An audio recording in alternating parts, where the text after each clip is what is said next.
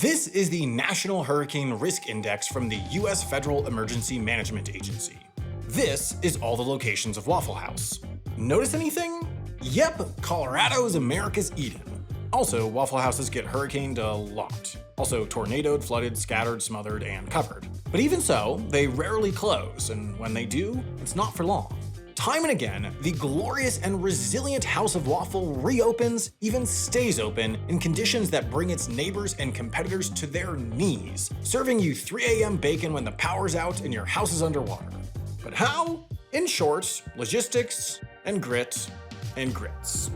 If you're not familiar with Waffle House's game, let me introduce you.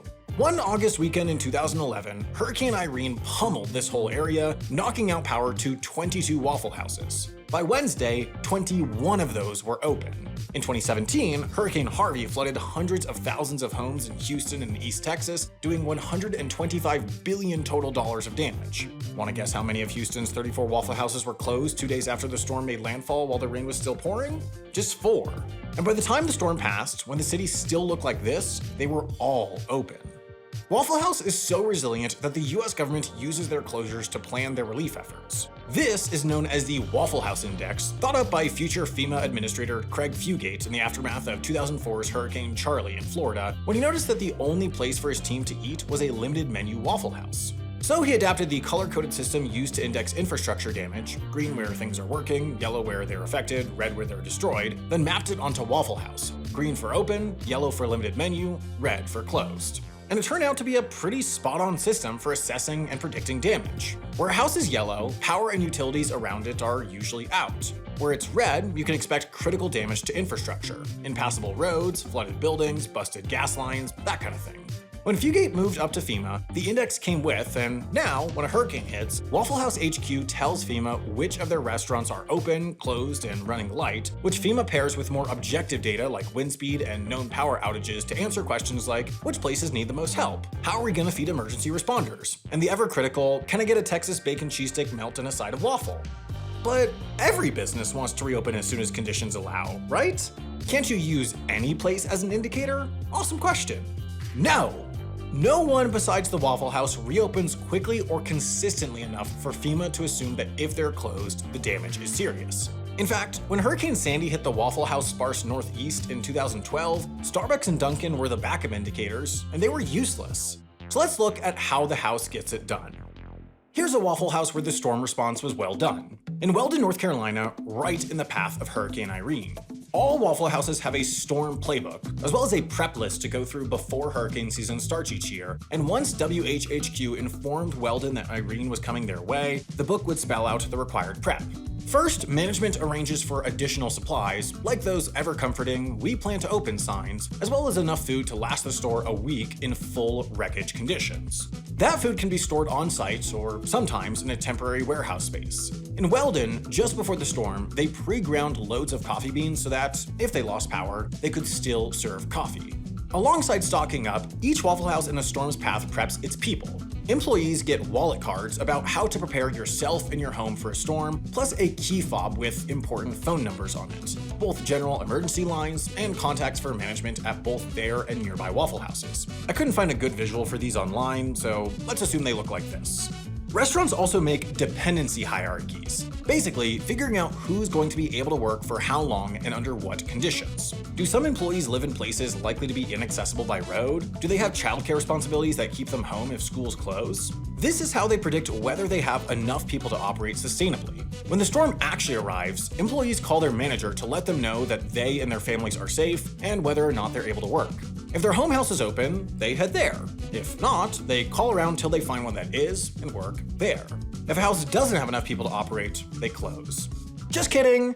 Waffle House HQ in suburban Atlanta coordinates volunteer Waffle House employees from across the country to pick up shifts at hard-hit restaurants, moving so-called jump teams into hotels and in front of the grill where they're most needed once the storm hits. Weldon got a manager from over 100 miles away for Irene. For Harvey, managers came to Houston from as far as Georgia, Tennessee, even Ohio. For Hurricane Matthew in 2016, over 250 employees from across Waffle House Nation descended on Florida, Georgia, and the Carolinas. Monitoring storms out of a makeshift command center in a conference room, HQ also coordinates supplies across the whole Waffle House system, whether that's porta potties for restaurants without running water, stockpiled portable generators for places that lost power, or food for places with disrupted supply chains. The operations team tracks how long it was between a given store's most recent food delivery and the storm, prioritizing shipments where they might already be running low.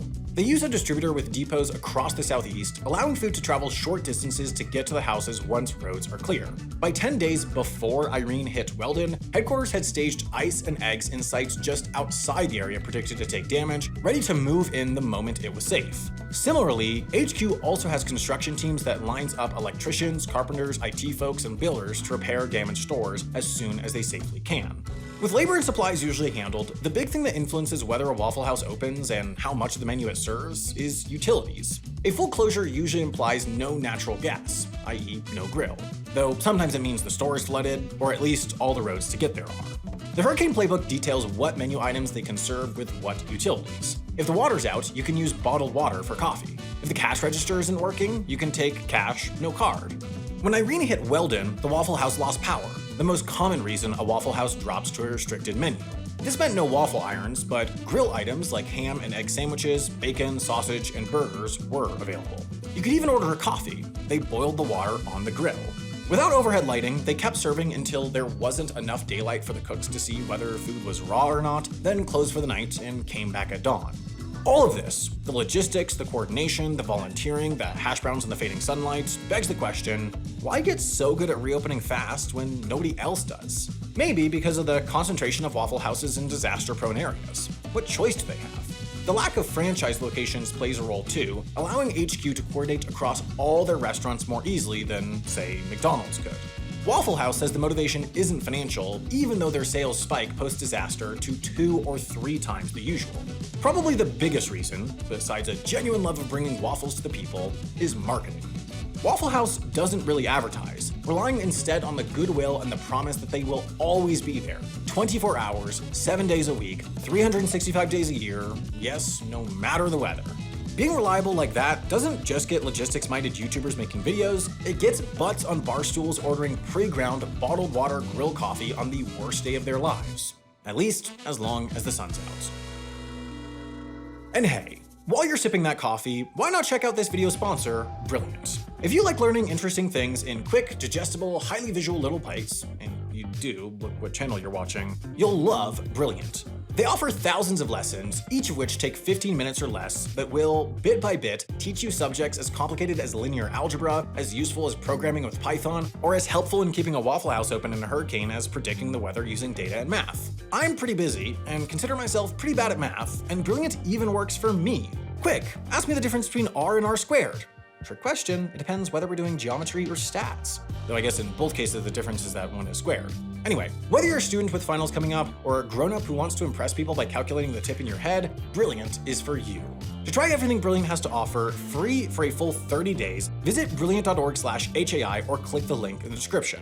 So go now!